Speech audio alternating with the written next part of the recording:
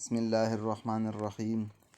نحمدہ ونصلی علی رسولہ الکریم اما بعد۔ سورہ بقرہ چل رہی ہے تو سورہ بقرہ کی پہلی 3 آیتیں ہو گئی تھی متقین کی، جہاں صفت بیان ہو رہی ہے۔ اب چوتھی آیت سے سبق شروع ہے۔ والذین یؤمنون بما انزل الیک وما انزل من قبلک وبالآخرۃ هم یوقنون۔ یہاں پر ان کی ایک اور صفت ہے ایمان والوں کی، متقی لوگوں کی، کہ وہ لوگ ہیں کہ جو ایمان لاتے ہیں اے نبی جی آپ پر جو نازل ہوا ہے اس پر بھی، وما انزل من قبلک اور جو آپ سے پہلے نبیوں پر نازل ہوا اس پر بھی، اور آخرت پر یہ لوگ یقین رکھتے ہیں۔ تو یہاں سے کون سے لوگ مراد ہیں؟ یہاں پر مفسرین فرماتے ہیں کہ یا تو یہاں سے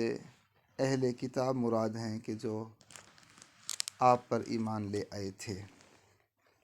چونکہ ایمان لانے میں بعض لوگ آپ پر ایمان لانے والے ایسے تھے کہ جو پہلے کسی آسمانی کتاب کے پیروکار نہیں تھے، اور بعض ایمان لانے والے ایسے تھے جو آسمانی کتاب کے پیروکار تھے، جن کو اہل کتاب کہتے ہیں، یعنی یہود و نصارہ۔ یہودیوں اور عیسائیوں کو اہل کتاب کہتے ہیں۔ تو یہاں سے یا تو وہ لوگ مراد ہیں کہ جو اہل کتاب تھے، پہلے کسی اور آسمانی کتاب پر ایمان رکھتے تھے، پھر آپ کی بعثت کے بعد پھر آپ پر ایمان لے آئے، تو ایسے لوگوں کے بارے میں آتا ہے، اللہ تعالیٰ فرماتے ہیں، جس کا مفہوم آتا ہے ایسے کہ ان لوگوں کو دوہرا اجر دیا جائے گا۔ اولئک یؤتون اجرہم مرتین بما صبروا، یعنی یہ وہ لوگ ہیں کہ اہل کتاب کے جو اپنی کتاب پر بھی ایمان لائے اور آپ صلی اللہ علیہ وسلم پر بھی ایمان لائے، یعنی قرآن پاک پر ایمان لے آئے، تو ایسے اہل کتاب کے واسطے دوہرا اجر ہے۔ ان میں وہ لوگ ہیں، ان میں سر فہرست عبداللہ بن سلام رضی اللہ عنہ، ان جیسے اور کعب احبار رضی اللہ عنہ، اور بھی ان جیسے بعض تھے کہ جو اہل کتاب تھے پھر اسلام میں داخل ہوئے ہیں۔ تو یا تو ان سے یہ لوگ مراد ہیں۔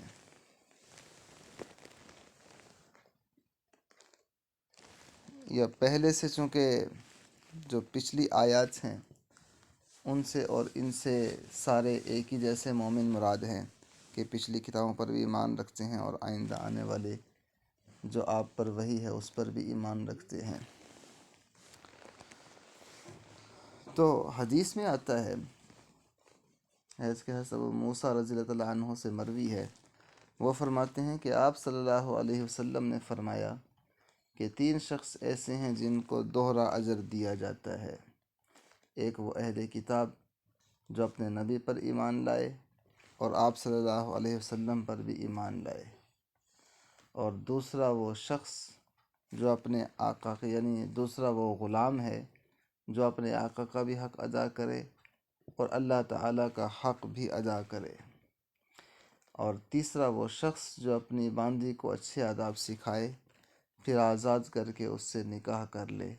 تو یہ 3 قسمیں حدیث میں آتی ہیں کہ جن کو دوہرا اجر ملتا ہے، باقیوں کو اکیلا اجر ملے گا، ایک اجر ملے گا، ان 3 قسموں کو دوہرا اجر ملے گا۔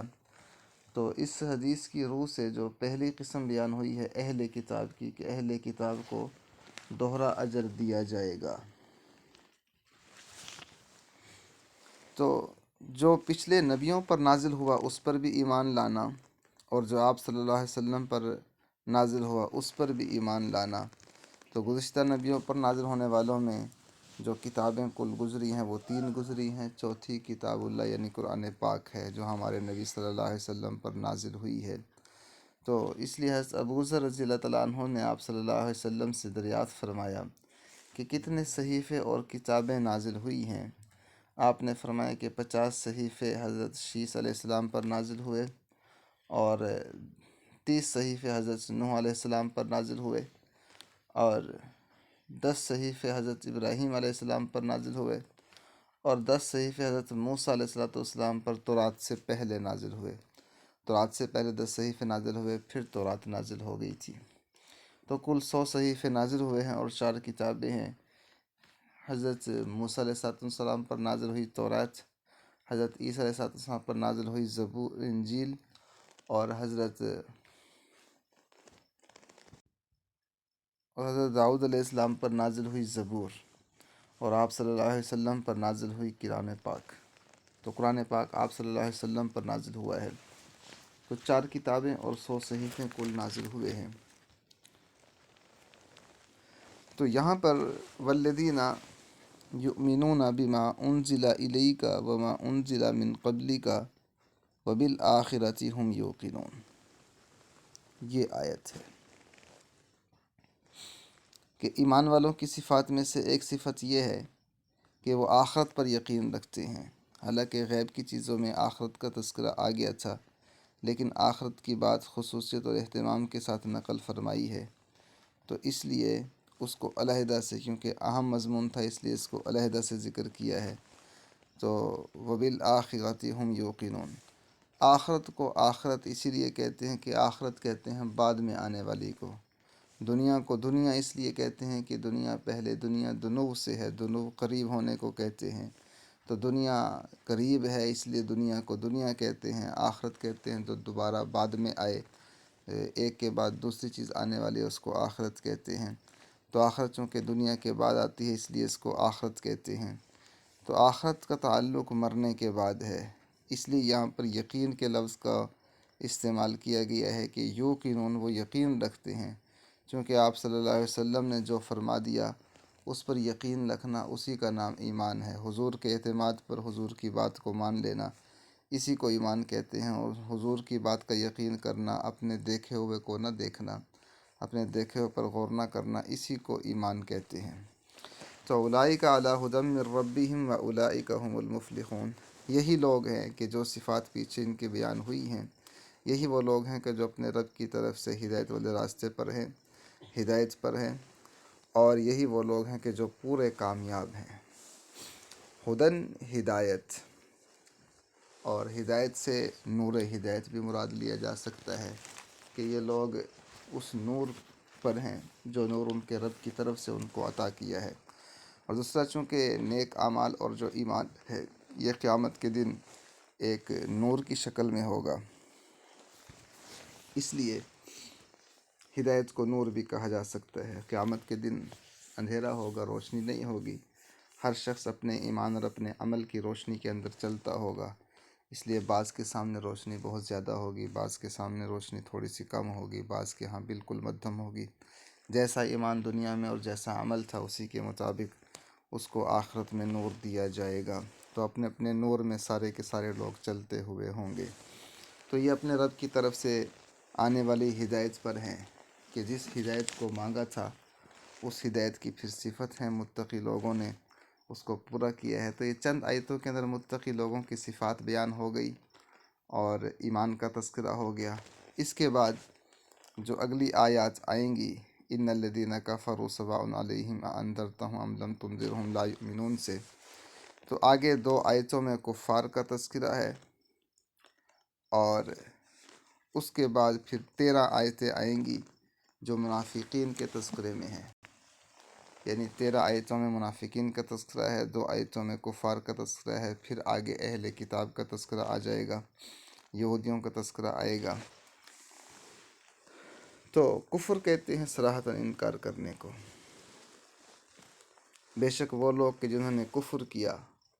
سواء علیہم اانذرتہم ام لم تنذرہم لا یؤمنون، برابر ہے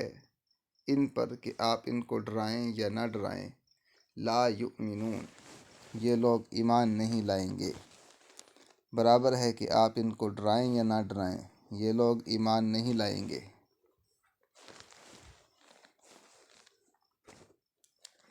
تو ان الذین کفروا، کفر کہتے ہیں انکار کرنے کو، کفر نعمت کے چھپانے کو اور نعمت کی ناشکری کو بھی کہتے ہیں، جیسا کہ اردو میں عام طور پر استعمال ہوتا ہے کفران نعمت، یعنی نعمت کی ناشکری اور ناقدری کرنا۔ تو ایمان بھی ایک بہت بڑی نعمت ہے، اس کی ناقدری بھی کفر ہے۔ تو لغت میں تو کفر انکار کرنے کو، نعمت کی ناشکری کو اور ناقدری کو کہتے ہیں۔ تو اصطلاح شرع کے اندر جو حضور صلی اللہ علیہ وسلم دین لے کر آئے ہیں، اللہ تعالیٰ نے جو دین نازل فرمایا ہے، اس کا انکار کر دینا کھلم کھلا اس کو کافر کہتے ہیں۔ تو اس کو کافر کہتے ہیں۔ اور جو کھلم کھلا انکار نہ کرے، اپنے اندر دل میں کفر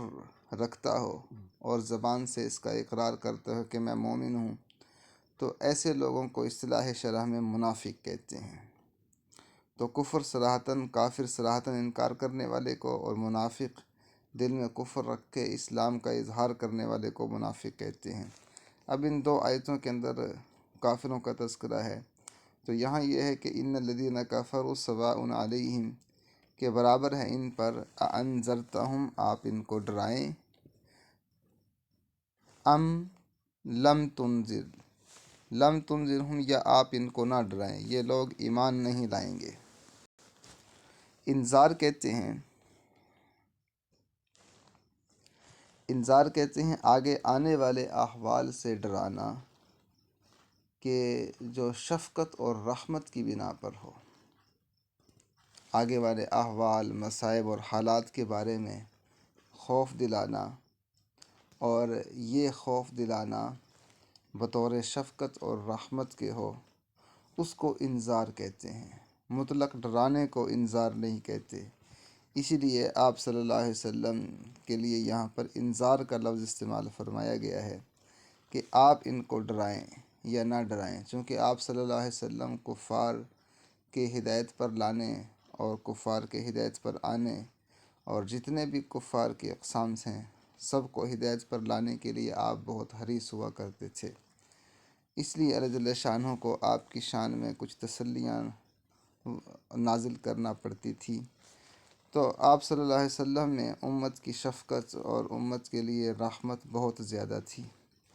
اس لیے یہاں پر انذار کا لفظ استعمال ہوا ہے کہ انذرتہم، انذرتہم، کہ آپ ان کو ڈرائیں یا نہ ڈرائیں،